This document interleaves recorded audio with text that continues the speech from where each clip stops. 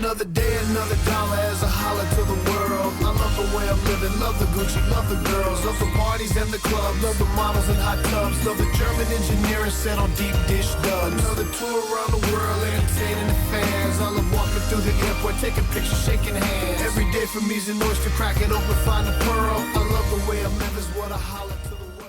Ladies and gentlemen, welcome to another episode of Marking Out with MVP and Dwayne Swayze. I'm Dwayne Swayze, and as always, I'm sitting next to a man who made an impact the second he stepped onto the scene. A former champion, a world-traveled competitor, and someone who told the world from day one, there's not a better athlete on the planet than MVP. I might have stressed the truth just a little bit.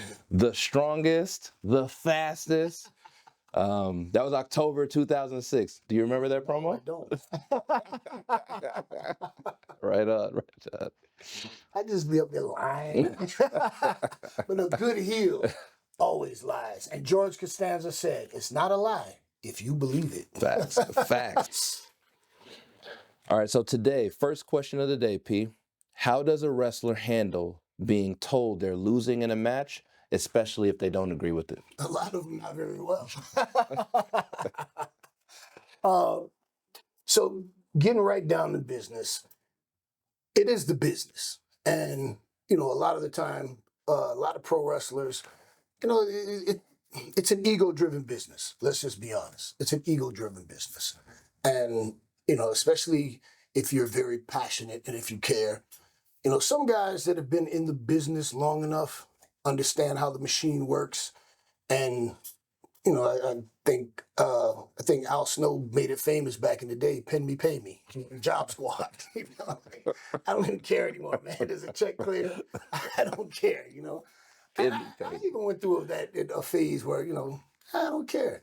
But I also understand, like, from a business perspective, like when we did the Hurt business, I understood the dynamic of how we were operating. And I said, okay, let me take the pinfalls. Keep Bobby and Shelton strong. Let me take pinfalls. So if, in ever to advance the storyline, the Hurt business had to lose, I was the one that took the pin. So psychologically, does that play into, like, the audience that's watching it? Well, yeah, it does because, you after a while, you start to see somebody lose most of the time or all the time. And then in your head, you go, okay, well, or the term that a lot of people use and use it incorrectly, a jobber. Oh, you're a jobber. He's a jobber. Oh, they jobbed him out. It's like, in some cases, yeah, this guy's a jobber. His job is to put other people over. And in my case, specifically with the Hurt Syndicate, I was being selfless for the group. Like, I understood the dynamic. Got to protect the Almighty. He can't take any else. Right. The dynamic where Shelton was at the time before Vince threw him off the cliff. When I was in the doghouse, 07 MVP was beating everybody. Yeah. Then some backstage issues caused me to go into the doghouse, and I lost for like 6 months or something like that. I remember that. And one of the messed up things about is, things have changed there. But back then, when you had heat, nobody pulled you to the side and sat you down and said, hey, look, man, you got heat right now. You're in the doghouse, so this is how things are going to be. And can you define heat? Heat is when you are in trouble with management. Or you can have heat in the locker room with the boys when you've done something that's put you in a position where you're persona non grata. So I had heat. And I remember, being kind of heated about having heat because some of it came from some misunderstandings and some of it came from me sticking up for myself.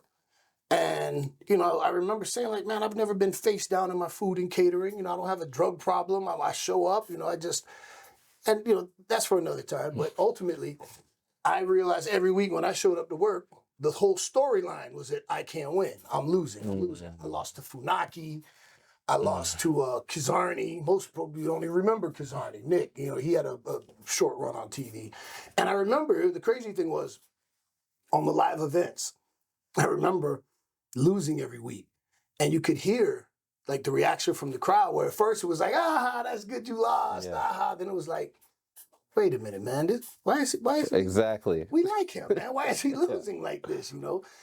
And what they actually succeeded in doing inadvertently was turning me into a babyface, because the crowds, the fans liked me so much as a heel that they started to cheer for me. They wanted to see me win. They wanted me to get back to my winning ways. And from being the heel that I was, I got organically turned into a babyface. But back to psychologically, how you deal with it, I was making a lot of money still. And no, of course I wanted to be the champion, and I wanted to win, and I wanted to be pushed.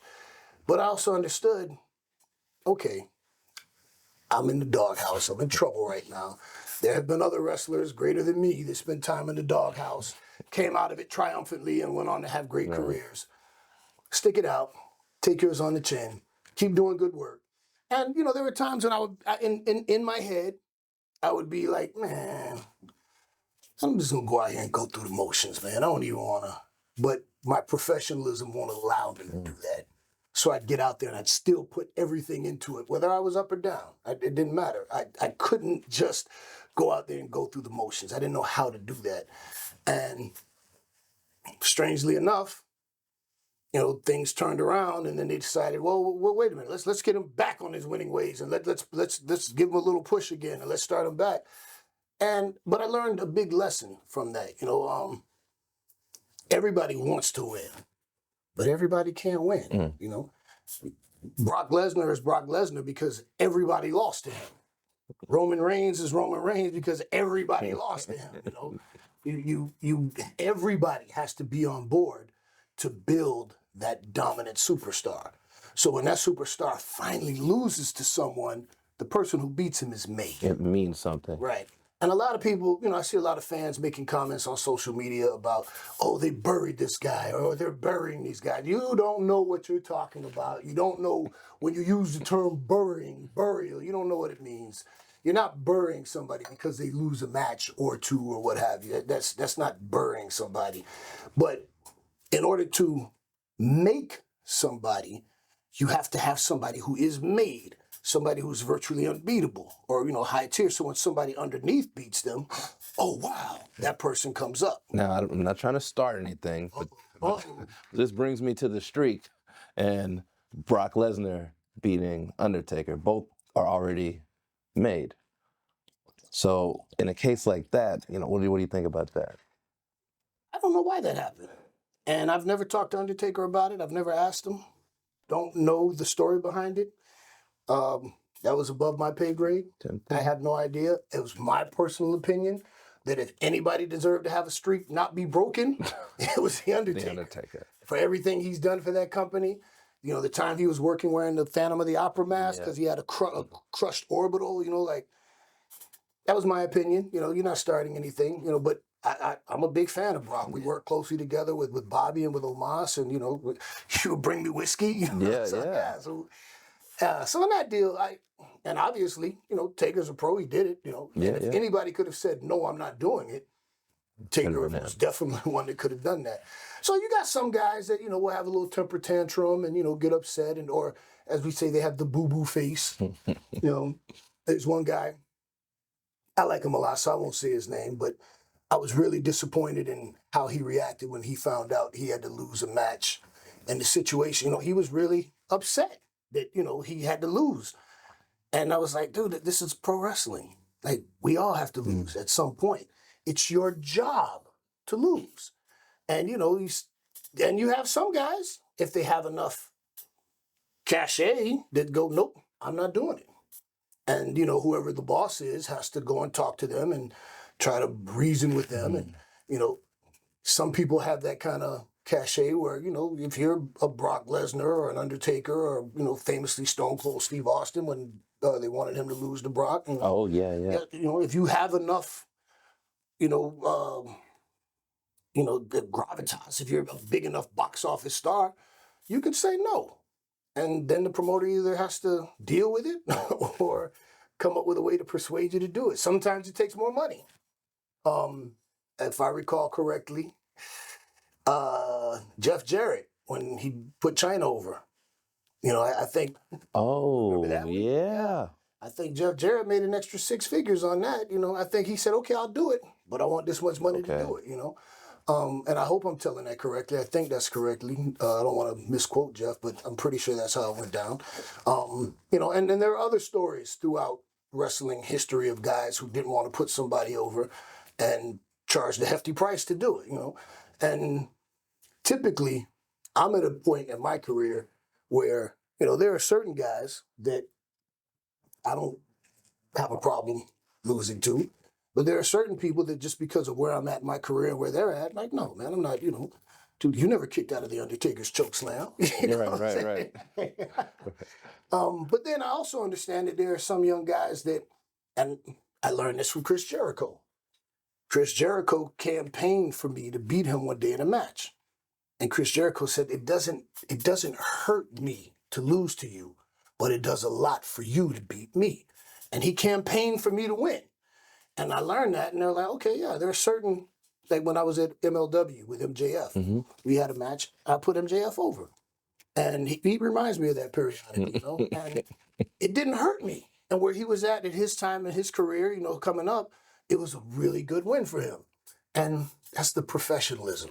So the guys who don't want to lose, sometimes they have a legitimate gripe and saying, no, I don't want to lose this one, man. It doesn't make sense. But at the end of the day, we all have a job. When you go to work, if your boss tells you, hey, man, empty the trash. All right. You either empty the trash Or you punch out. Yeah, right on. And that's kind of what it comes down to. So it's a matter of professionalism. You want to have a boo-boo face and you want to complain and have a tantrum and, okay, you're not being a pro. There's lots of times that professionals feel like, I shouldn't lose this match, but this is what the boss wants, and this is how the game goes. So that's kind of how that works. Right on. Hold on, we got to do a toast, man. One time, for those of us who like the good stuff, I got to tell you, I'm really digging Devil's River. Dave, we got to have a talk. That's how it tastes.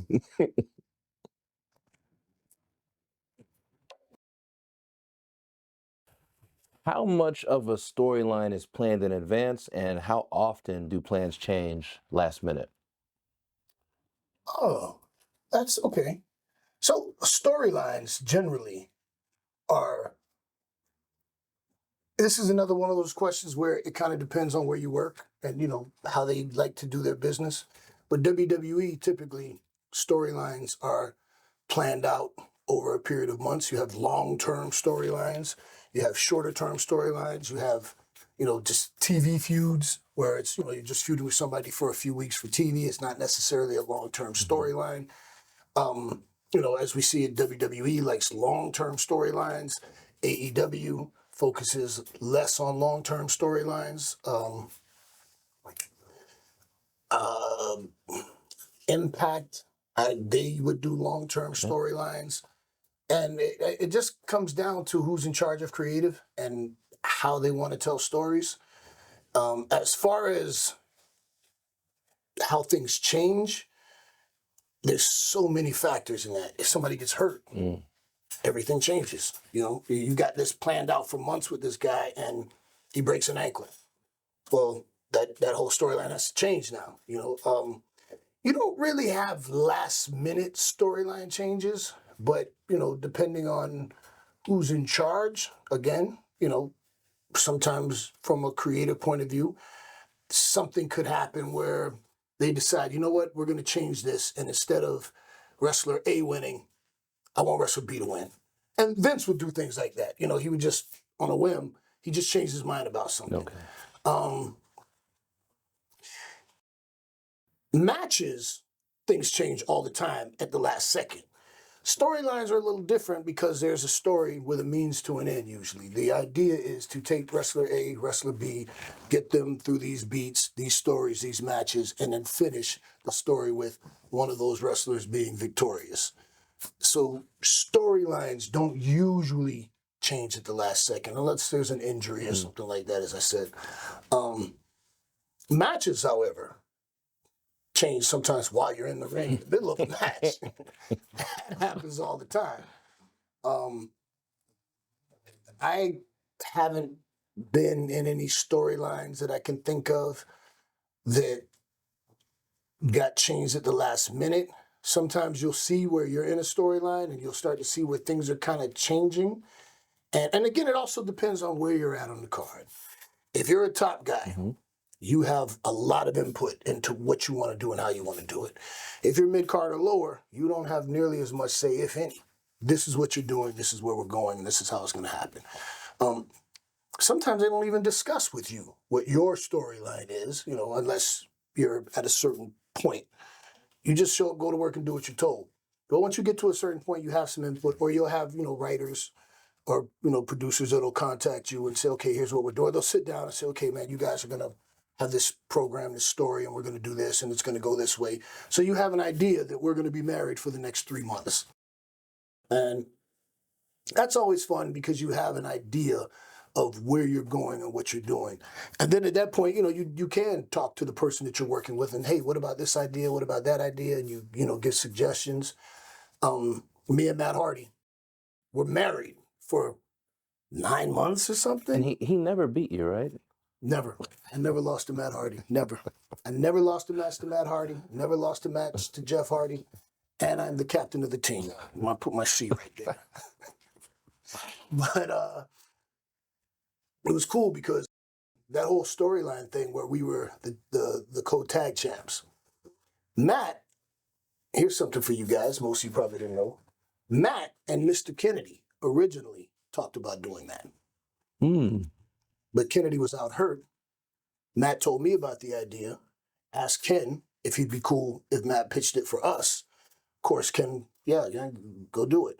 We pitched it, Vince loved it, and it became like one of the bedrock stories of my career. So that, if Mr. Kennedy wasn't injured, that could have potentially been him and Matt. And Ken as tag champs feuding over the U.S. title. Wow. But in this case, it worked, and no disrespect to Ken. Ken's my guy. It would have been great with them because they're such tremendously talented guys. But I think the contrast with me and Matt probably made it work a little bit better. And, man, it was fun. And it kind of got put on hold for a little bit because Matt legitimately got injured. And, people were... certain fans might remember MVP climbing up to the top of the ladder at the Money in the Bank match, and I got the briefcase, and here comes Matt Hardy through the crowd, climbs the ladder, twists the fade off the top of the ladder, and took my moment from me. Damn you, Matt Hardy. But that turned into where, and this was a kind of cool thing because up until that point, I didn't have the relationship with Vince that we had after that, where there'd be a line of people waiting to see Vince after TV. And Vince... there'd be writers, other talent, producers, just a line outside his office door.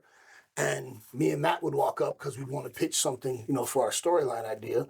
And we'd be like, man, is everybody waiting to see Vince? And they'd be, oh, yeah, we're all waiting. And we're like, oh, okay, I guess we'll get in line. And Vince would come out and look at the line. Matt, MVP, get in here. Come on in here, guys. Yeah, that's my boys. We're like, oh, well, yeah, excuse me, guys. Sorry, guys. And, we tell them, hey, we got this idea about, the push-up contest or, the playing chess backstage or the football throw, these. How'd the basketball one come up? I don't remember how the basketball one came up, but I can tell you what was pretty funny was that I had trained arms earlier that morning before I went in. So, my arms were all... Yeah. And I don't remember where the basketball idea came from. I honestly can't recall.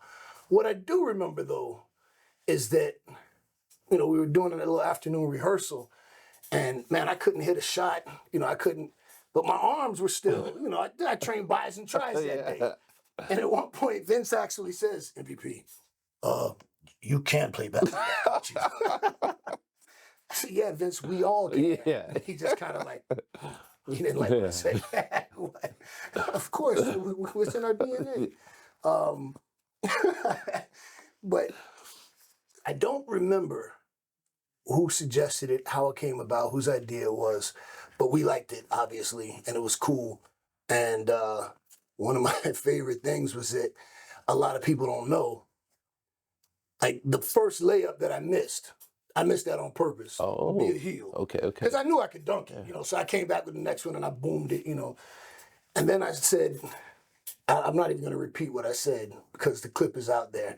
And in hindsight, it was kind of tasteless. It was very tasteless. I shouldn't have said that about Kobe teaching me. And I made a reference to something bad at the time. And just poor judgment at that point. But then I went way out beyond the trade. Yeah. And popped the net clean. Yeah, and you look so confident. Like when you released, it was just like, oh no, that's going in. But the beauty of it was I'm a heel. I couldn't lose. Right on. If I miss, it wasn't my fault. Like these aren't my shoes. This isn't an NBA parquet floor.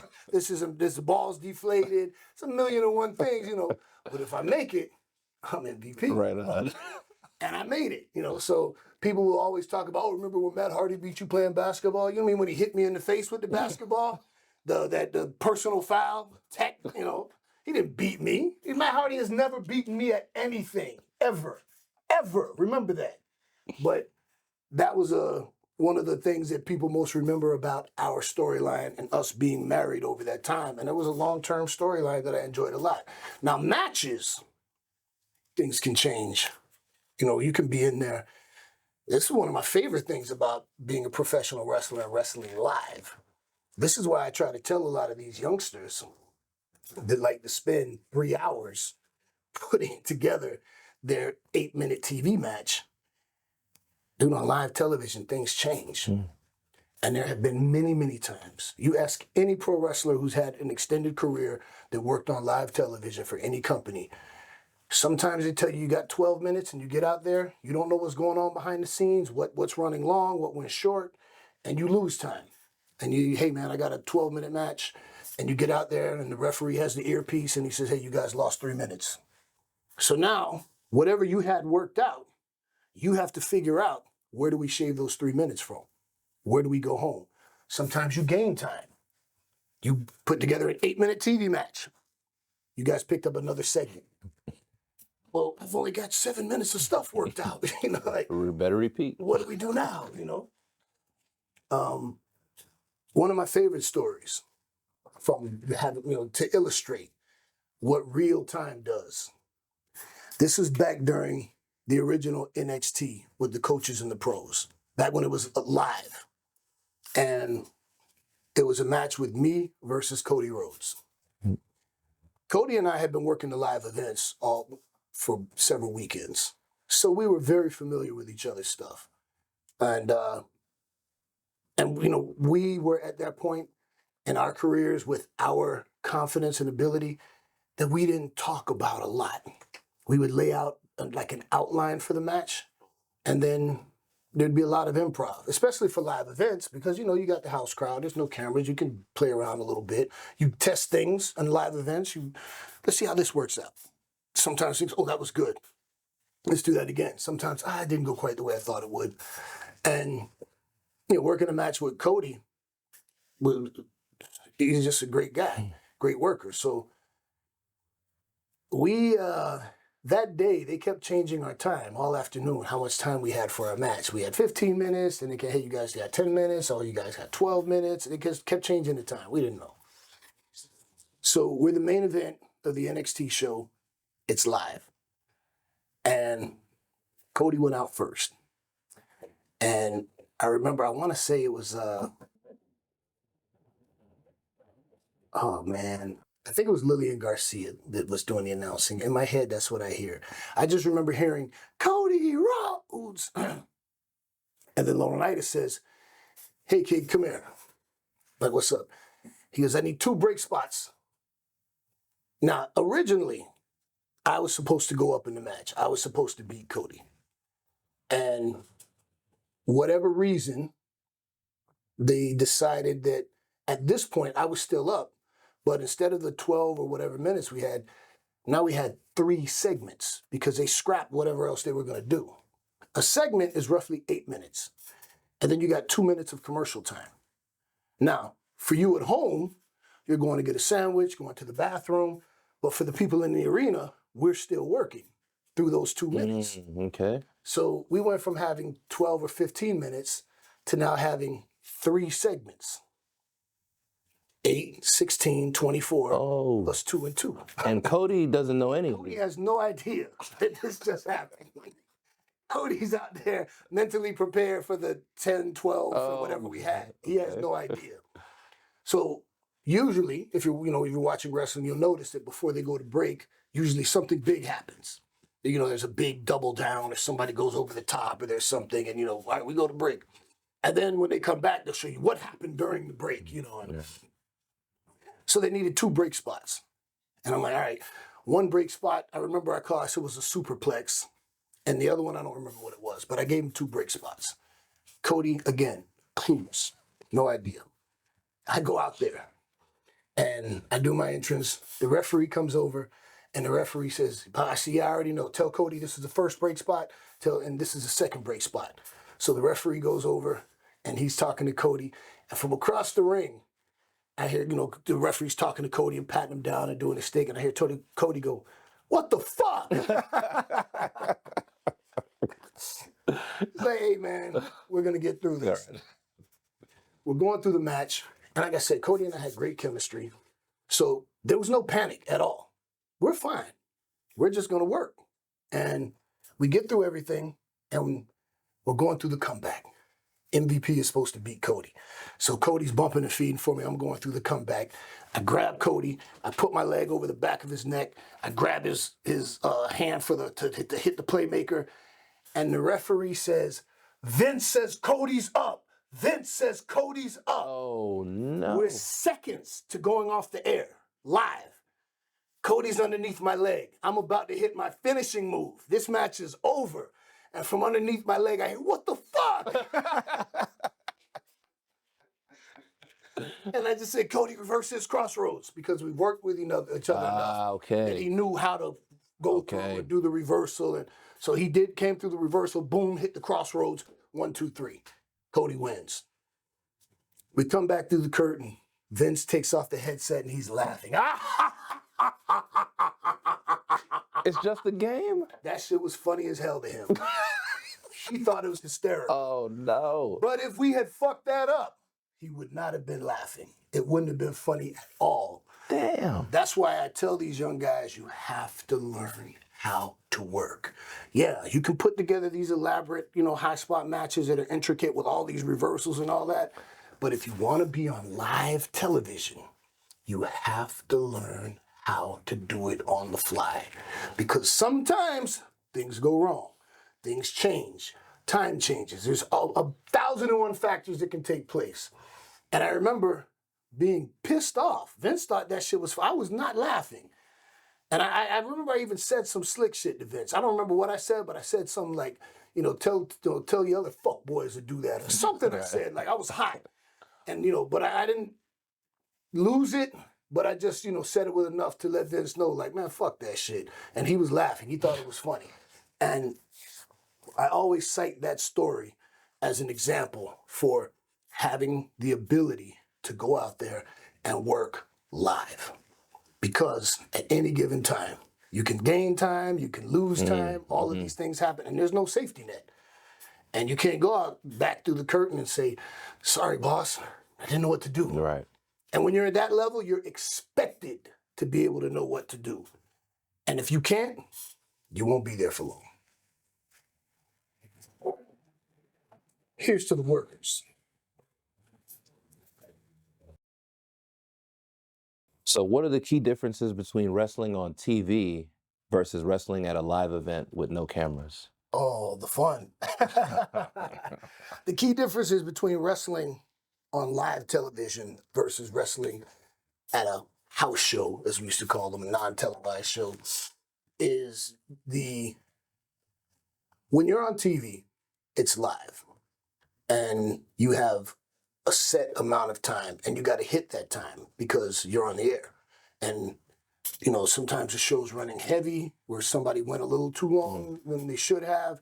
That time has to come out of somebody else's match. And I was, there's sometimes that it was taught, well, it's better to go a little short than go over so you don't step on somebody else's time. But you got some people like, man, I'm doing this, and I'm gonna step on your toes, whatever, you know. And sometimes that's looked at as, oh yeah, okay, yeah, you got that confidence, and sometimes it's looked at as, nah, you ain't good enough to be doing that, you know. But the key thing is, at a live event, there is no camera, so there aren't millions of people around the world that are going to see it. The only people that are going to see it are the people who bought a ticket in attendance, and you know, WWE. Impact, when they would do live shows, they'd have a camera, they'd record everything, but it wasn't broadcast. So AEW doesn't do live events, but I wish that they did, because that's an opportunity for some of the less experienced talent to get reps. Right. There's nothing like polishing your craft in front of a live audience. And you get to try things that you don't experiment on live TV. As a matter of fact, one of my mentors a long time ago said, don't do the things on TV that you do good. Only do the things that you do great.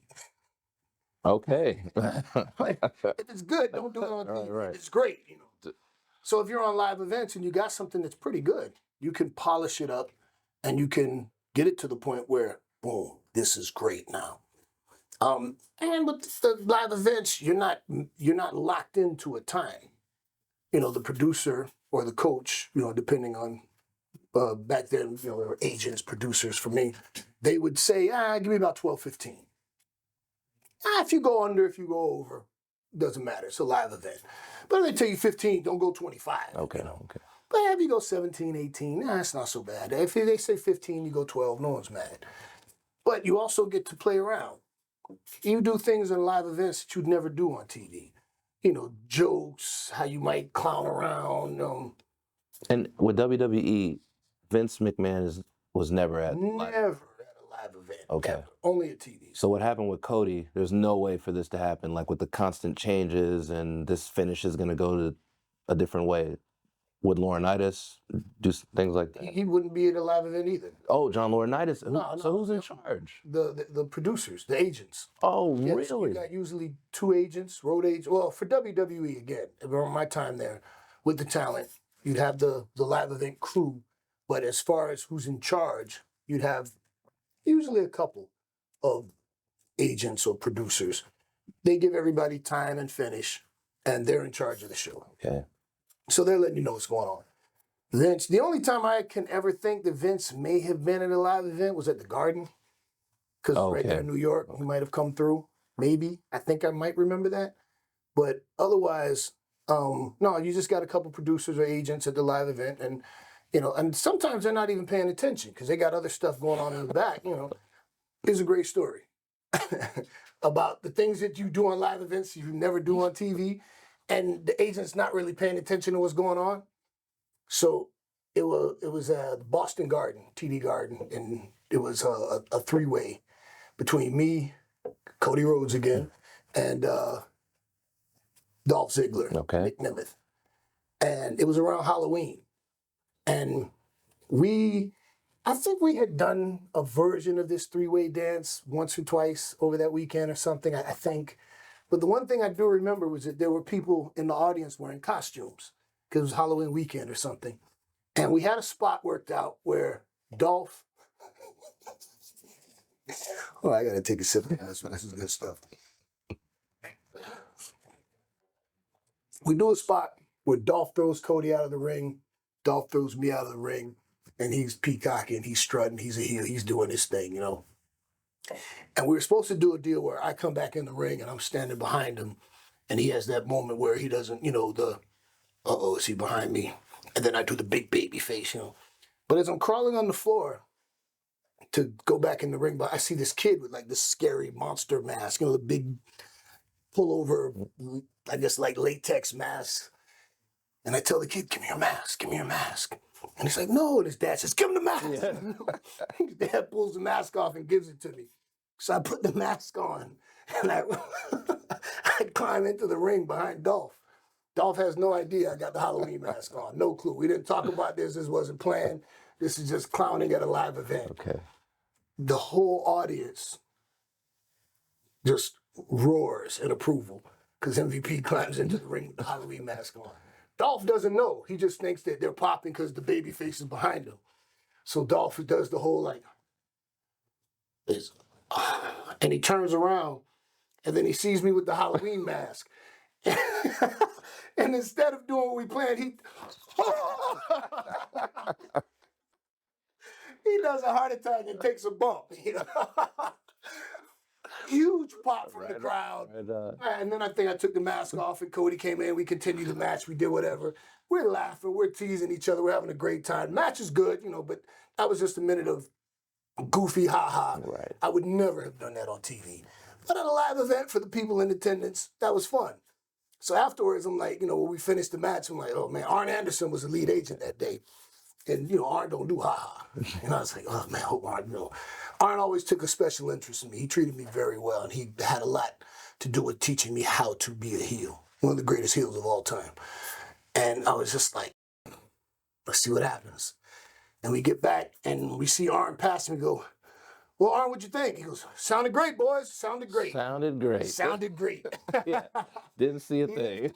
But it sounded great. So those are the things that we do at live events sometimes, clowning. I remember me and Omos had to do a thing with Truth. And Truth wanted to do a thing with Little Jimmy. Oh, Little Jimmy. And, Little Jimmy, say what's up to your uncle. And I have my cane. And the canes that I use, they screw together. They're 3 sections.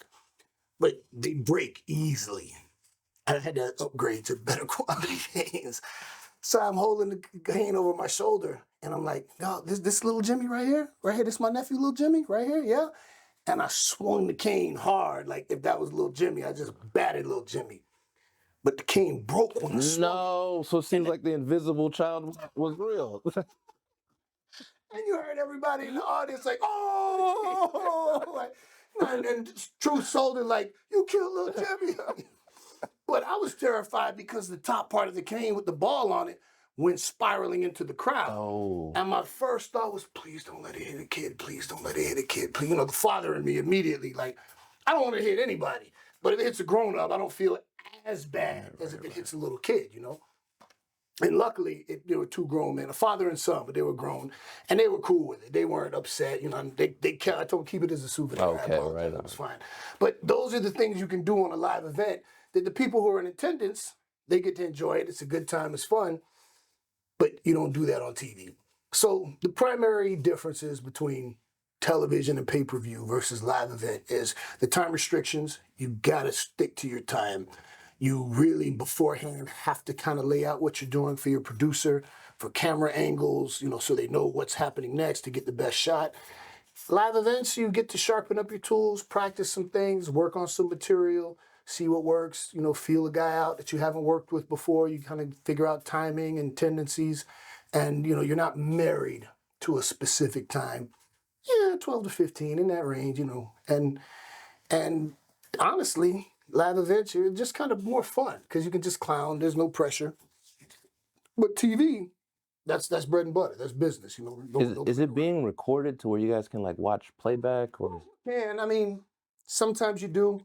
If you ask for it specifically, hey, can we get the live event from, Saturday in Boston? I'd like to watch it back and see some things, and they'll get it for you. Okay. Because I imagine the TV crew is probably, getting reps in, doing the live events also, right? So, yeah, okay. Probably, yeah. Yeah, everybody's getting reps in at that point, in whatever capacity they do. But I always say there's no substitute for actual wrestling.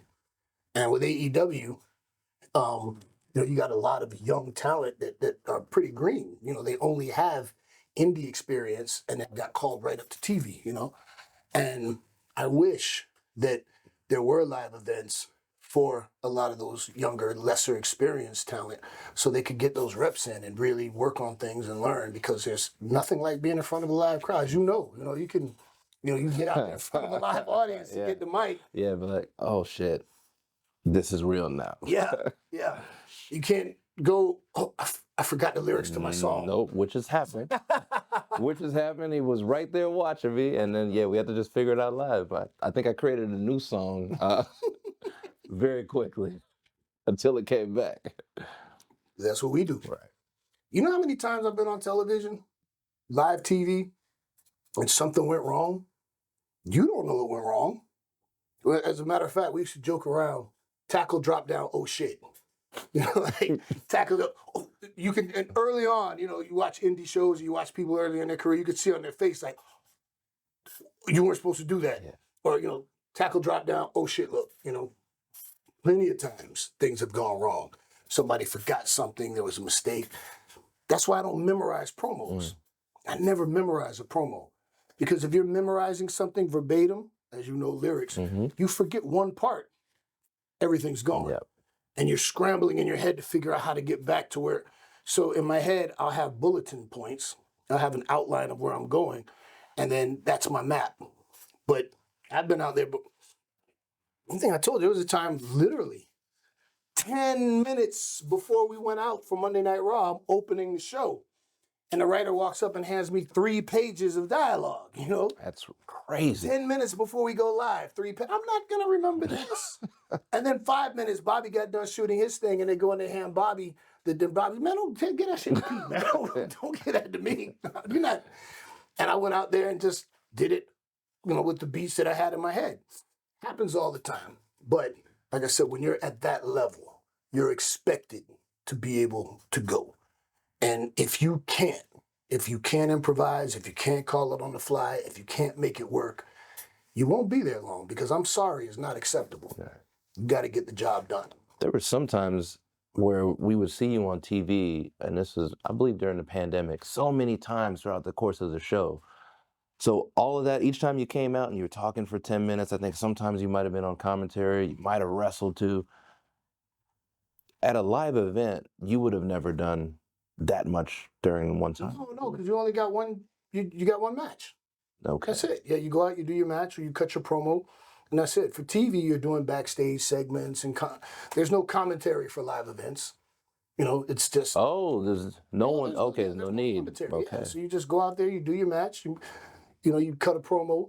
Like a lot of the time, I used to like to cut promos to, you know, season the crowd. You know, so when the babyface comes out, they're already mad at me, Big Pop, you know. Willow Moss, I would always come out and, you know, cut a big promo, and I would have fun. I would always talk trash about the city or the people, or, you know, then that makes it fun, because, you know, then they go, oh, you suck, boo. Yeah, look, you're always hard on Louisiana. I know that much. That's the asshole of the United States. Yeah, I think what you famously called it, was it a toilet bowl? Yes. Yeah. Yes. I'm no fan of Louisiana. I don't care if you don't like me right now. I don't like your state. And the only time I ever go to your state is if I'm paid to go there. That's it. To hell with the boot. It smells like a boot. I'm a heel. What can I say?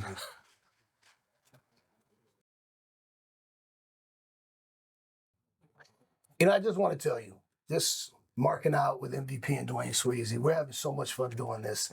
And I want to thank you for tuning in. Thank you for subscribing. And for those of you who have subscribed to the Patreon, I really appreciate that, man. You know, your money means a lot to me. And me. to us, to we. To we. We're dads, we're kids. We really appreciate it. And I hope you're enjoying the Patreon extra footage, the behind the scenes. I think I'm giving you some juicy little tidbits, and I plan to give you more. But just seriously, I just want you to know, like, we're having fun doing this, and I hope that you're having fun with us. You know, you got a seat at the table right here. And, you know, if you imbibe before you hit play, pour yourself a glass, join us, toast with us, you know. But marking out with MVP and Dwayne Swayze is a good time. We're going to continue to bring this to you for as long as you watch, you know. And we can promise you an episode every week. And because, I mean, we try to knock out a few at a time to have them in the can. So consistency. But it's not just consistency from us as content creators. It's consistency from you as content consumers. So again, I just want you to know how much I appreciate it. We love doing this. But as a means of income, making money, it's great to do. And I appreciate you just watching, even if you're not a Patreon subscriber. But I do want to tell you that very soon, Dwayne and I discussed this, we are going to allow submissions from Patreon subscribers for your questions. Dwayne will call you out by name, where you're from, unless you're from Louisiana. The boots. I'm just kidding. I'm harsh on Louisiana, but seriously though. And we'll take questions, your questions. And remember, the premise of the show is Dwayne Swayze is one of my best friends in the world. If your best friend was a pro wrestler, what question would you ask? And I've been dealing with this from this guy for as long as I've known him. So 15 years of this, guys. 15 years. So we figured we'd share it with you as well, and we hope you're enjoying it as much as we are. Here's to all of you. Get a bottle of Devil's River whiskey and join us for some conversation. Cheers. I just lay back in something new. Whiskey 21 and over, low ball. Make it too neat. Dizzer from Harlem. Yeah, I'm from Houston, off of Fondren. Mike Mazan and real world flow. Plant these seeds in the streets and in weeks. Watch it blossom. Dark night, riding on chrome, swinging through Gotham. It's me and Pete, repaving these roads. I feel like Cody. Shot a fiend the 8th. I heard his yell Kobe. I reserve the right. You get what you deserve. Enjoy this full circle moment as the turntables turn. Sharing pies called ace every time we serve. You fight or flight, bout the spike, hands off, still touching nerves. Y'all got the gall. I'm running this route without the ball. P called the play, now we trending like Logan Paul. The we got in store can't be purchased in the mall. 50 and 0 like Floyd operate.